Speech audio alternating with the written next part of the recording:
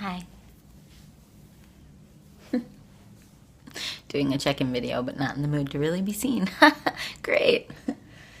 It's day 355. I still haven't uploaded 354 song from late last night, but I let myself be slow on that sometimes.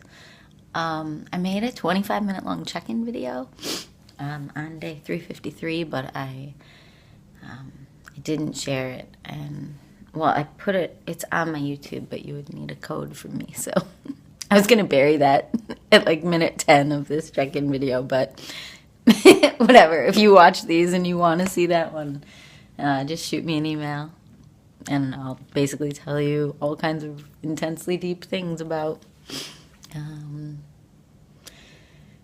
kind of a little bit about politics, and intensely deep for me, not to be arrogant, just like whatever. I tell you personal stuff. Weight gain, weight loss, eating disorders, feelings about putting yourself on camera, even if it's just your own phone, and then sharing it all. And yeah, this has been a really weird process. I've been feeling really sad. Like, I'm really surprised I'm making this right now. But it seemed like the right thing to do.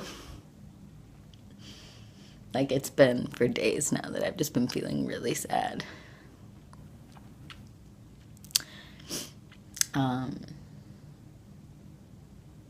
And, you know, if it were for other things, I think I wouldn't think it's related to the challenge. Like, if there were a specific other thing, and it is partly hormonal, I'll say that, but it's also something going on in me related to this challenge.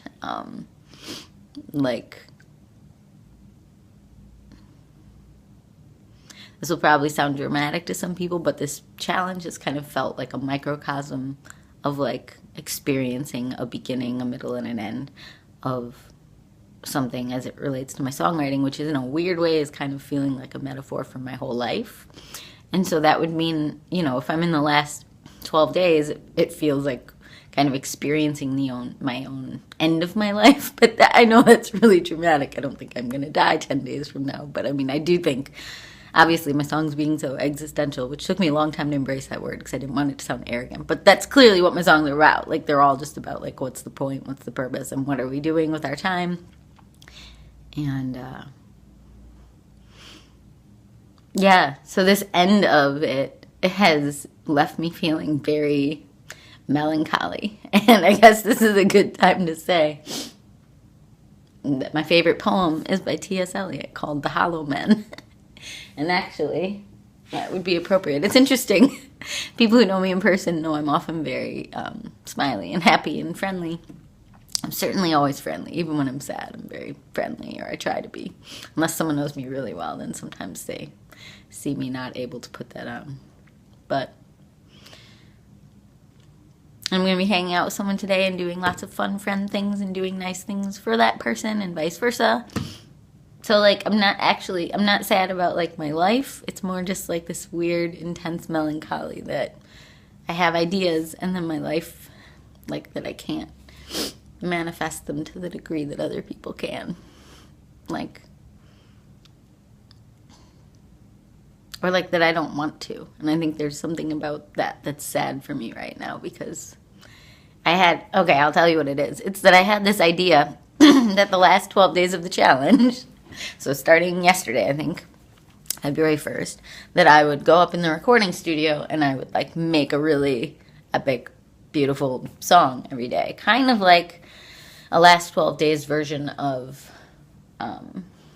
like, what I did in that Weekend album that I released on Bandcamp. I mean, and people liked it. Like, I sold some of those, and then, like, Bandcamp put me on the front page as new and notable for making an album in a weekend. And, like, I felt very lucky and spoiled and excited, and I should have felt, not should have, but, like, I thought I'd feel, like, inspired and, like, want to do that more. And then I returned to these scrappy little, you know, songs in my car or whatever. And I don't know, maybe I'm just feeling sorry for myself because I'm not able to do the things that I think of. You know, like, if I get an idea, I would have to clear my schedule to really do it. And I've been busy. Like, I run a business. I have a lot of piano students and songwriting students that I mentor, and I just have other life responsibilities and other exciting things going on. Like tomorrow is my 4-year anniversary of dating a very lovely human man. I love him. Okay. That took a long time, so it's like 30 minutes later. Brian got home for lunch, and we talked actually about our plans, so that was cute. But it took a long time to get it onto my computer, because my computer is full, and so I'm having to transfer things off of my computer to make room onto an external hard drive, and then that's scary because I've lost a ton of stuff in a hard drive crash before. So I have a lot of backup software, but that'll only back up the stuff on my hard drive. So this this challenge is making me like run out of room. It's using up all my resources. And so back to that sad feeling, although I can't really get that sad feeling back because Brian just came home and we had a nice chat. He makes me very happy. I know people can't make us anything, but whatever. So I guess, sorry, my arm was getting tired. Why do I bounce the camera around? I suppose I could try to put it down. No, it's not gonna stay. It might stay, but why are you just, okay.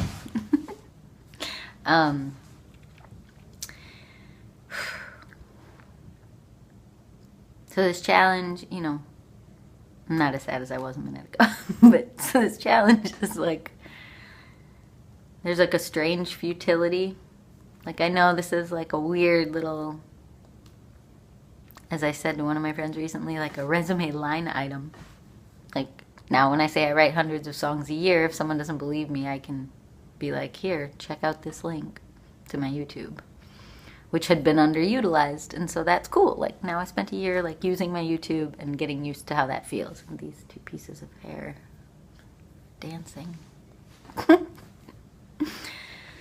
But, you know, that's a lot of time and resources for something that doesn't pay anything and that I don't even know if many people are watching. I wouldn't watch this, even if this was my favorite artist. I would watch like a few of them. So it's a lot of work to have invested and a lot of time to have invested in something that's just highly impractical. I guess that's kind of like what art is. Not saying these are all art, but just saying that's what art is people invest all this time and energy. You know, I don't think they do it thinking they'll be Van Gogh after they die or even while they're alive. They do it because they believe in authentic expression and creativity and sharing whatever was put inside them. And that's why I do it, but it's, I don't know. Back to my favorite, well, I don't need to go back to my favorite poem. What else do I want to say? Check in. So even though I feel better right now, I feel sad still. Like, I really do feel sad that time is so finite and life is so limited and that we can't do all the things we think of and want to do. Like, we're still putting on house shows with our friends, with people we don't know well, just music we believe in, bringing people together. We are still booking other shows. We're trying to book more shows out of town, and next year I'm doing the challenge. Well, not next year. In a month and a half, I'm doing the challenge where I start recording an album or an EP every month. And that, you know, I haven't even had time to really focus on that or what I'm going to do with that. But I guess that's fine. But it's just, well, then, like I said, I have a business and there's other projects that I've thought of that I could do to try to earn more income so that I can do more creative stuff. But all of those would involve taking a lot of my brain power, like doing like a piano tutorial video or something.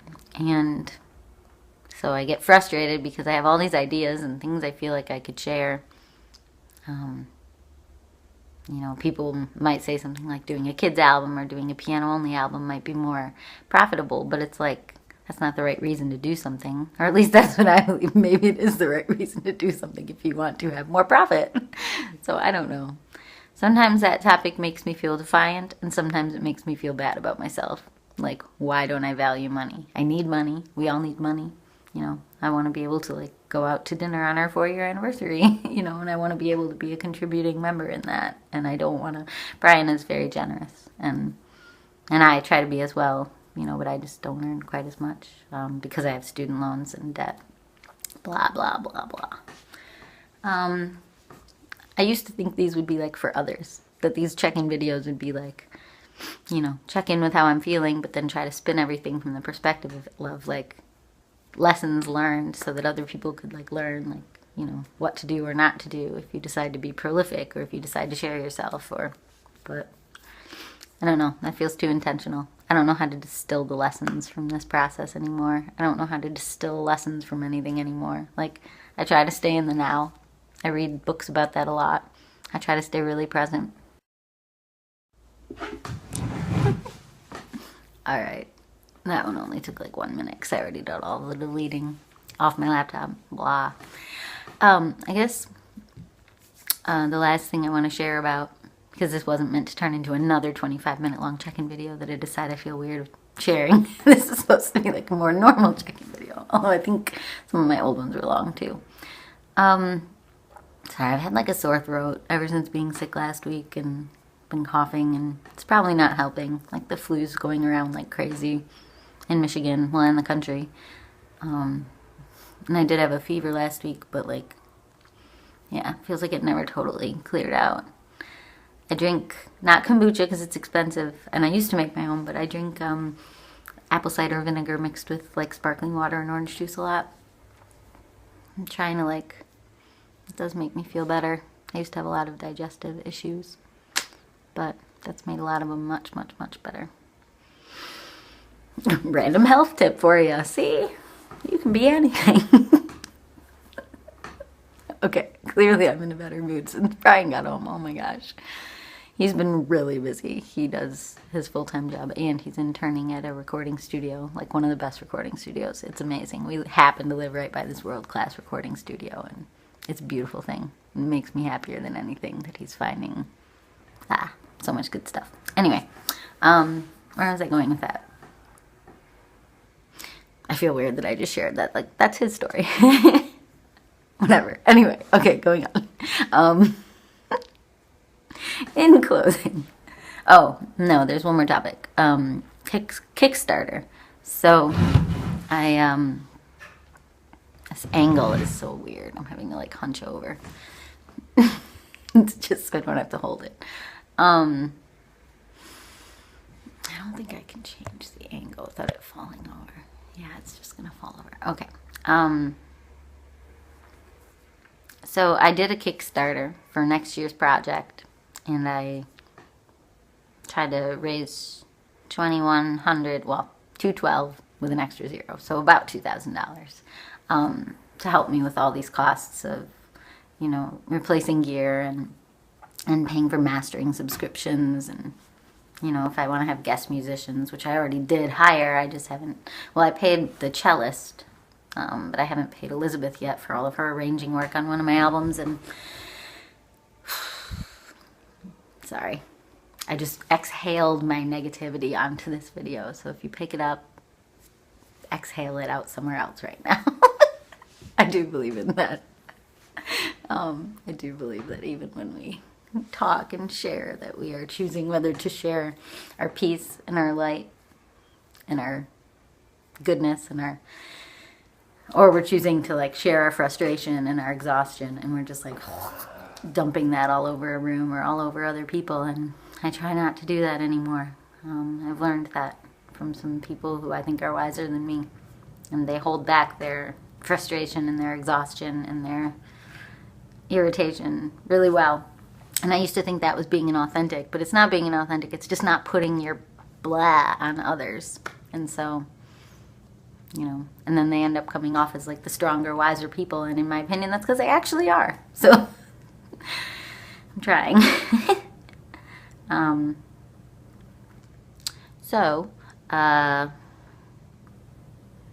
Kickstarter. So it feels really weird to do a fundraiser and, you know, try your best to share it on Facebook or whatever, and then And maybe that's the problem. I think Facebook algorithms and just the incessantness of Facebook and everybody's needs and everybody's wants and everybody's clamoring for attention makes Facebook not really the best tool anymore. Same with, Instagram's not that much different, although I like Instagram better.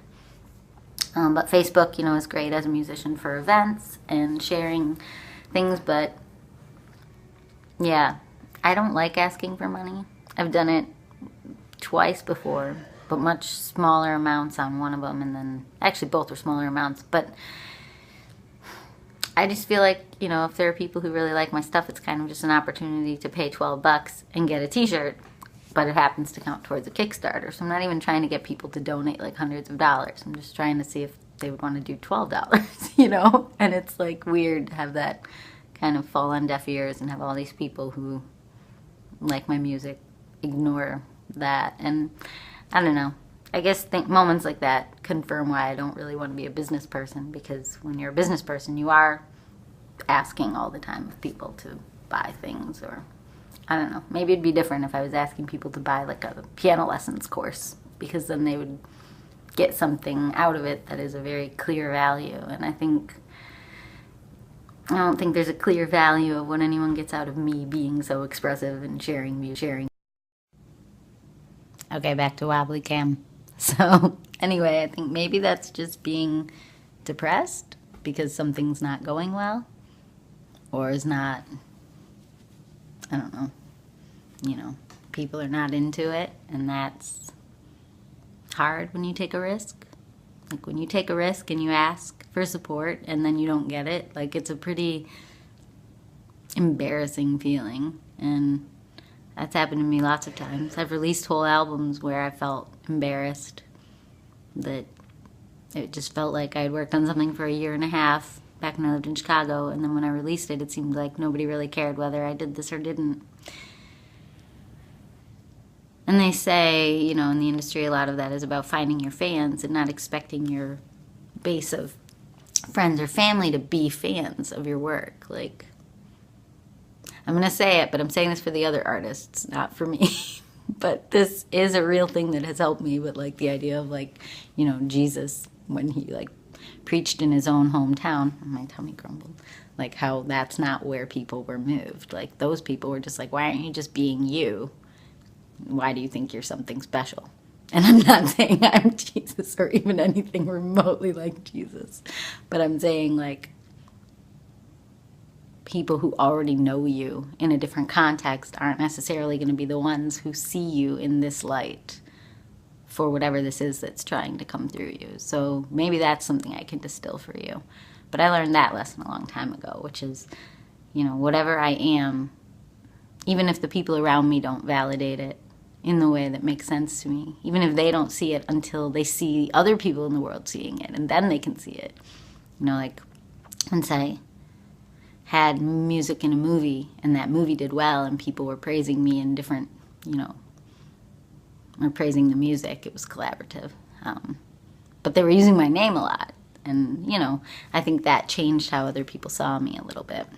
For the better, made them see me in that different light. But not for the better. I don't know how to describe it. But, at first, I think it just comes off like, why is she doing this? So, and I have to remember that Facebook and other social media things are primarily made up of people just who know me as just like a person. And so they're probably like, why? What are you doing? But I don't know. I think that's the biggest struggle, though, is how do you find strangers who would like your music other than through people who aren't strangers, sharing it with them. But that's not really the right way to go. I will tell you that as someone who's been trying that for a decade. That doesn't really work. At least it hasn't for me. Maybe it does for others. And the people who have found me through like Bandcamp, putting that album on New and Notable, and then suddenly people in different countries like my music, like that makes more sense for my style of music. Like it's not going to be mainstream and come through my friends and family, I don't think. But even that, like what does even that mean? I don't know. I'm going to put this down again. I'm just really wrestling with like what the purpose is of all of this. So yeah, that's day 355. 10 days from done, feeling like I'm letting myself down constantly, and I don't know why I feel that way. Like, maybe I'm just sad that this is almost done, and it's making me come... Oh, my favorite book as a kid was called The Monster at the End of This Book by Grover. Well, he didn't write it. He's a Muppet. But from Sesame Street. And so, you know, maybe that's a little bit it. Like, I feel afraid for this to be done, because once this is done, then it's not a thing that has any more influence in time. Like, I can't continue to evolve it into, for this phase it was this, and then for this phase it was that. Like, once it's done, it's just done. And then what it was, it was. And maybe I'm just starting to come to terms with that. Like, how it feels to feel like something is almost done and it was what it was. And no more. And it didn't lead to certain things that I thought it might lead to. But it did lead to other things that I didn't know it would lead to. But I don't know. Maybe that's why I'm saying it feels like a metaphor for life, because I've never really reflected on what late life years would feel like. And this is the closest I've come to even beginning to even sense what that might be like. That feeling of like my life was what it was, and no more and no less. And, you know, this year of writing songs and sharing this much has been what it has been. And I have 10 days to try to, like, go out with a bang. Or, like, my favorite T.S. Eliot poem, you know, this is the way the world ends. This is the way the world ends. This is the way the world ends. Not with a bang, with a whimper. And I think that's a little more who I really am anyway. Like, I'm not, I don't know, I'm not trying to get everyone's attention. I'm not trying to show you how skilled and trained I am. I'm just...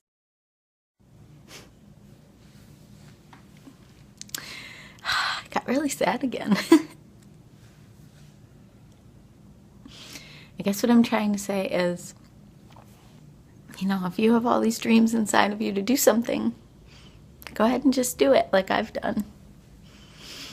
You know, I used to always feel like the style of piano and songwriting that I was doing in 2015, 2016 wasn't captured by what was on my Bandcamp. Like, I felt like if I wanted to play a show or whatever, like, my songs weren't in line with what my releases had been. And that's why I did this. I felt like I had all this music inside of me and coming out of me that my career hadn't captured, like, those songs that were available on Bandcamp. Didn't sound like how I actually sounded, like what was currently coming out. And then that's why I released the half-finished, you know, 2 long songs EP thing, Everything's True, in late 2016, because I felt weird that those weren't out there yet. It's like, from a career perspective, I can't keep up with how I sound. And then same with when I made the Weekend album. I felt like that was more like how I was sounding, which had a lighter, even though it was existential, it had a lighter overall tone. And I guess I just feel like I've wanted to be known. Like, not famous, not make money off it. I just want to be known. I want, if I die, sorry, really bleak, but if I die someday sooner than I think, which we all could die sooner than we think, I wanted to feel like I left behind, for anyone who loved me, whether they're close family or friends or strangers who liked my music, like, I wanted those people to be able to hear what I really sound like now. So it's like, I think that's the pain that I've had. And that's why I'm glad I did this. Because I feel like that's important. And when you turn it into a business, and there's all these shoulds, and we get all these emails and articles about how you should or shouldn't be a songwriter in the world, it's like, what are they talking about? Like, who is trying to profitize and normalize and businessitize art or music or creativity or whatever it is that's just coming out of you? But they are. And it doesn't work. It works for 0.001% of people to turn it into a business, and everyone else just gets to feel sad and like a failure. And that's insane. So I just don't really like the world that much. I mean, I'm sure I'll stick around because I like people and I like being kind. Like, I enjoy being kind to people. Like, I get an endless amount of satisfaction from that. That's probably also why I'm sad, because I've been trying to be a stricter piano teacher lately, and it's kind of ruining my business. Like, from my own heart perspective, it's ruining my life. And so that's really not who I am. I'm going to have to talk to families about that. Like, if they want to be strict with their kids about their practice habits, then they can go ahead and do that. But I need to be someone who comes in and inspires and encourages and lets them know how hard it is to get these skills, and that that's okay, and they're doing their best. And if a family wants to be strict on them, that's going to have to come from them, because me doing it once a week, making kids feel shamed and bad about themselves and making them literally cry in our lessons, like, that's just perpetuating the thing that I had as a child. And no offense to my beautiful piano teacher, but she focused on everything I was doing wrong every week, not on what I was doing right. And I had to like heal from that in my early 20s, because I didn't even know how good I was on piano. I had no sense of it, because I was just always aware of what I wasn't good enough at. So I don't know. Maybe that's not bad, but for motivating, but it definitely made me feel really sensitive and sad all the time. But also she did wonderful things, and I loved playing recitals and whatever. Blah. Okay, this is really long. That's my check-in video, I guess. Hope you're all having a wonderful day. I might try to make my last 10 days really awesome, but I might not, because I have so many things coming up, including my anniversary tomorrow, and other cool, fun things going on, and yeah, maybe this will just be whatever it is. Have a good one. Bye.